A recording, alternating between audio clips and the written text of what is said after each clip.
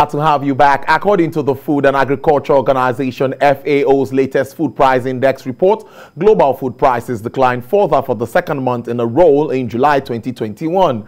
The report, which measures monthly change in international prices of 5 food commodities group, which are cereals, vegetables, oil, dairy, meat, and sugar, disclosed that world food prices eased for a second month in a row, reflecting declines for cereals, vegetables, oil, and dairy products, but remained up nearly a third over the past year. And now the drop in the July reflected declines in prices of cereals, dairy products, and vegetables, oils, which more than offsets increases in meat and sugar quotations for the second consecutive month. Despite the decline in the global food prices, soaring prices of food in Nigeria is having a dramatic consequence on the economy, which has had to push another 7 million people into poverty this year. Meanwhile, the National Bureau of Statistics says the composite food index continued to rise, but at a slower rate to 21.83% in June from 22.28%, representing a third consecutive decline in food inflation rate, while a recent report by SBM Intelligence shows that Nigeria's food prices surged 400% in 12 years due to current sluggish economic growth and rising unemployment rate. With the fall in global food commodity prices, the question begging for answer now is that development are not reflected in Nigeria's commodity prices. Well, it's a big one. Also on food inflation, how is this not reflected? I have joining me via Skype from the United Kingdom. He is a researcher and agribusiness economist, Dr. Matthew Ojo. Dr. Ojo, good afternoon. Thank you so much for joining us on the show this afternoon. Good afternoon, Tolu, and thank you for having me once again. Yes, this report shows that there is a decline for the second consecutive month. I want you to make us understand this report or how it comes to you. Then we make more sense of it as we continue the discussion. How is this decline happening and we are not feeling it over here? Well, first and foremost, Tolu, we need to understand what we mean by food inflation, because at times we just speak some of these big grammars and people on the street might not get the picture of what is being painted here. What we are talking about here is the rate at which food prices changes over time. Now, what FAO does in their global food price index is to give us an update of how global food prices are changing. And from that report, you will see that they are just looking at those commodities that are mostly traded internationally. You mentioned vegetable oils, you mentioned the cereals, you mentioned the meat and the dairy products. We don't play big in those areas. But then, what we can see is this. Even though month on month there's a reduction in the FAO Global Food Price Index, if you look at it year on year, it is still very high. For example, the one report released for the month of June, but between May and June, the global price index dropped by 2.5%. But if you look at it year on year, compared with June 2020, the difference is about 34%. That's 33.9%. So global food prices increased by around 34% between June 2020 and June 2021. So it's still high. Now, bringing that down to Nigeria, you want to ask why it is not affecting or reflecting in food prices in Nigeria. First and foremost, you need to look at those items mentioned. These are items that internationally are traded. And then when you have a dip in price, at times it's based on maybe the climatic issues or changes, as you have with sugar, because Brazil is the world's largest sugar exporter. And because of weather conditions, the price did not dip, rather increased. But then when it comes to Nigeria, food inflation, the dynamics of food inflation in Nigeria is annoyingly different. I use the word annoyingly different because the factors that tend to push food inflation in Nigeria, there are things that are within our control. Many of them we can address, but we have refused to look at them. And that is why you find out that what you have outside partly is not affecting what is in Nigeria. And then we are looking at food that we produce locally. So I want to look at it this way. You look at food inflation. First, let's consider foods we produce locally. What are the factors that affect the food we produce locally? Then we can talk about food that we import, because some of these foods mentioned in your report, we import them. We are not producing enough in the country. Number one, one thing I want to look at is this. When you talk about food inflation, first, in the production aspect of it, we want to look at seasonality. Seasonality affects food prices because off-season is expensive, on-season it comes down. And that also goes up to the issue of storage and all. So how do we address the issue of seasonality? I'll quickly make my suggestion known to you, Tolu, here. We can look at state government. You see, I'm using state government because oftentimes in Nigeria, everybody blames the center. State governments in Nigeria can look at what they produce, create 2 to 3 food hubs in your state, and then make those food hubs all-season production sites. Okay, farmers can come there and produce all through the season, depending on the crops that you have a comparative advantage of producing as a state. Another aspect that affects in food inflation in Nigeria, we're now coming to the aspect of marketing, because in agricultural marketing, everything that involves transforming your food from the farm gate to your table is marketing. So in terms of food inflation, transportation is a major issue. Transporting food across Nigeria is, if you look at that entire, axis, it's like a disaster. For example, there are pictures that I sent. You look at how we transport tomato in this country. You can see they are using fuel tankers. So why are farmers looking at that? Because they're probably also looking at how to reduce the cost of transportation. So any available means of transporting their food items, they hop onto it. Now, during rainy season, transporters don't like going to the interior to help farmers transport. All those issues will add to the cost of the food eventually when it gets to the market. Now, the top aspect, which is recently we are looking at, is insecurity. When people know that if they produce this year, they are not sure of going to the same farm next year. What they produce this year, they will add to it. They will try to gain maximally from it. All this will add to the eventual price you and I get to buy this food at the market. Another one is this. I'll just talk about this and I'll stop. Is the middlemen and market association issue. Look, these are strong associations. They can just decide to fix price arbitrarily, even without anything, no fuel price, nothing. Once they hear government statements, some of them, they increase food prices based on speculations. Recently, it was announced that there will be toll fees collected for vehicles. Don't be surprised how that will affect food prices in Nigeria, because a transporter will just tell the farmer, look, I'm paying toll fees, whether or not he's paying. And all this will just add to toll fees. And then from there, the food prices, eventually, when it gets to the market, is increased. Look at food inflation, for example, in July 2020. The food inflation as released by NBS was 15.48%. In February, many of us were saying that the food inflation for February 2021 is the highest in over 15 years. As at 2005, we had figures as high as that. Now, in February, we're still saying it was 21.79%. Whereas in March, it went as high as 22.95. So you see the rate at which our food inflation changes. It's like anything just affects food. And this is a country where household income spent on food is over 50%. Let me follow up, because as the rest of the world moves to the stage of economic recovery, countries now unable to set up functional infrastructure and, of course, leverage on technology to improve agricultural production and food supply chains, well, will undoubtedly become more susceptible to difficult times ahead. Now, with all of the interventions, even from the central bank, a lot of figures were put to this over the weekend. And what's your assessment of the impact? And can that really help us to get at what we should get, looking at taking advantage of even technology at this time to meet up our agricultural needs?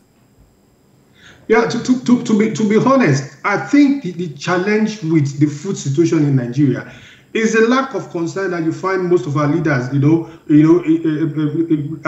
when it comes to food. Many of them don't just show the kind of urgency that we need is not being seen from our leaders. And when I mention this, I'm being careful, Because we have a syndrome in Nigeria where everybody pushes the blame to the next man. Nobody wants to take responsibility. I want to give you an example. I just told you about transportation. Between where you have food produced, I'll use just a state, and I'm sure the governor of the state will listen to this. Or your state, for example, between where you produce to where you have the market, the roads they are appalling, annoying. Let's not even come to technology. Between Oyo and Shaki, for God's sake, you try it. The road is almost is not motorable. That can solve the problem of farmers. It can also solve the problem of agriculture. Rural access to farms, where are they? Then you cannot come to technology. Is it when you don't create an enabling environment for investment in the agriculture? How will people bring in technology? We are not asking the government to do all this, because most of the things that are done by the government ends up not being fruitful at the end. People just take advantage of it because it's government. But when you create that enabling environment, the private sector comes in, they bring in technology, and they develop your agriculture. The last time I spoke on your program, I told you the number of research institutes we have in Nigeria under the Ministry of Agriculture. The question is, why is there a disconnect? Because people have failed to realize that when you don't take care of the people's stomach, it creates problem. And we are seeing all that all over the country. A hungry man is very angry, and anything he can do to survive, he will do. So I agree with you that if we bring in technology, it will help. However, you see some progress when you look at the private sector. Those who are involved in agriculture, they are employing all these things. But how do we bring this thing to bear on the farmer in Shaki, the farmer in Tede, the farmer in Bonu, such that he or she can apply technology? That is where we need the government to create that access, that enabling environment. All right, moving on. We've also seen restrictions sometimes by the central bank to actually encourage production, local production of some of this produce, rice, and all of this is involved in this. But some say we are yet to meet up to even feed ourselves as a nation, and restricting or limiting imports could be a challenge, and that could also affect pricing. How does that come to you? Yes, you see, I also mentioned that last time I was on program, that the central bank can only do so much. When you try to restrict import to encourage local production, it's a good initiative, but you also need to look at the facts on the ground, all right? If you limit import and then you have created that enabling environment for private sector to invest in agriculture, you will see the results over time. All what we are seeing now, we are seeing it because most governments, state governments are involved. By the time they create an enabling environment, if they pull out, this can continue. If not, when they pull out, everything comes down again. We've seen this over and over again in Nigeria. But my concern is this. Take, for example, a food crop as simple as plantain. Okay? You look at the production hubs in the country. If you look at, like here in the UK, most of the plantain they consume here, they come from Latin America, South America. We also have plantain in Nigeria. Why can't a state like Osun and Ondo have a production hub for that crop? Let's become a major exporter of plantain also.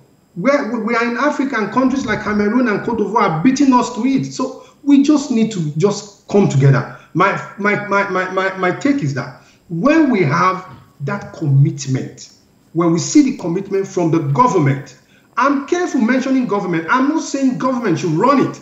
I'm just saying create an environment that attracts the private sector into developing the agriculture in your state. Let's start from there. When your state becomes a production hub, you have access. Now, beyond production, because I also have to be careful in this, beyond production, how do we ensure that farmers get the right prices for what they produce? Because when you have the boom period, the price tends to go down. In developed world, the government steps in, protects the farmers, buys up this from the farmers so that the farmers' income is stable, and then find a way of leveling the price at the market in such a way they are able to control food prices. But we don't have any of such in Nigeria. You just leave farmers to struggle. They produce. After producing, they struggle how to take it to the market. When they take it to the market, they also struggle how to get the correct price. I'll give you a simple example, because I like being practical here. We were working with farmers in Osun State some years back, And there was this farmer who produced oranges. All right, he used to sell to a company, one of these major companies in Nigeria. I don't want to mention them. They're into fruit juice production. And after some time, the company will not buy from him again. The man had to load his oranges in trucks and took it to Lagos. He got to their gate, they refused. He had to beg them, just pay me anything. And they just paid him anything so that he will not go home hungry. See, when you leave your producers at that same level, nobody wants to continue doing that.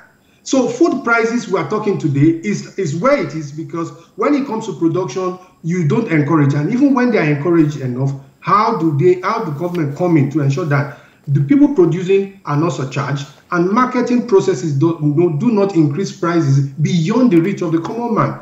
We need to do more. Now, many experts like you will say it's also good to make agriculture attractive for the youth. This time where we say youth should key into agriculture and not all of us can get white-collar jobs. What can be done to make this sector more attractive? Is it mechanized farming? Because I know that's one thing was also talked about. And it's a 2-in-1 question.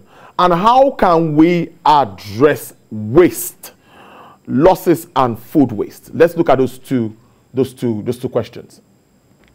You see, the first thing is this. In agribusiness, we always tell farmers, don't produce what the market is not asking for, or don't produce what you cannot sell. When you talk about how do you encourage youth to come, how will I be encouraged with what is going on? Okay? Just tell me, as a young graduate, we have young graduates that are into farming, don't get me wrong, all right? But if they have to tell you their tales and their woes, you would pity them. But the truth is this. When you create something that is attractive, it will bring in people by itself naturally. So we look at where are we having problems. The question we should rather be asking ourselves, what are we not doing rightly? Where are we missing it? Why do we have to be begging youth to come into farming? If it is lucrative enough, if they know they will make enough money, you don't need to beg anybody. A good product sells itself naturally. So we also need to now come and look at the entire chain. If they produce, how do we help them to sell? If they sell, how do we ensure that they get the right equipment or implements to go back to produce? That chain has to be addressed from production up to the marketing point. So when we are able to do that, if you have each state having a production hub, like I said, with all the amenities that can ensure year-round production, and then you tell the youth, all you need to do is to sign and come in, and then we'll give you a plot and a farm. But by the time the project starts, government bureaucracy will kill it. Government officials will use corruption to scare people away. What is supposed to be free, they will be collecting money for it. So you see, you just a lot of hurdles that people want to just get away from when it comes to government. But how do we start rewriting the narrative? First, we need that commitment where government tries to show the people that, look, from the point of initiation is a PPP arrangement. The private sector runs it, but we monitor and we ensure that you get the best. People can see that areas of production have been settled. They come in, they produce, and they sell, they make their money. If I produce and sell and make money, why won't I come back tomorrow to do? So those are the things we also need to look at. Technology or not, when you make that place attractive enough, people will come in. How many youths are into dairy production?